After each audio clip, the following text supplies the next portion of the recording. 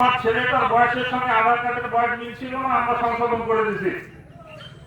এবার 2000 সালের সঙ্গে 2002 সালের সঙ্গে সেইটার মিল হচ্ছে না, তাদের নোটিশ আবার আসা শুরু করছে।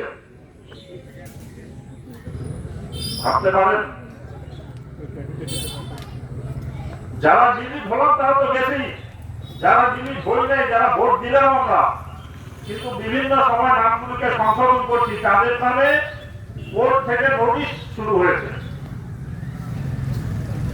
সরকার নির্বাচিত করি আমাদের জন্য উপকার করবে, আর আমরা বর্তমানে এমন একটা সরকারের কাছে আছি, তারা বলবার চেষ্টা করছে কিছু কথা, যেটার নাম হচ্ছে ঘুষপেটিয়া, আমরা শুনিনি।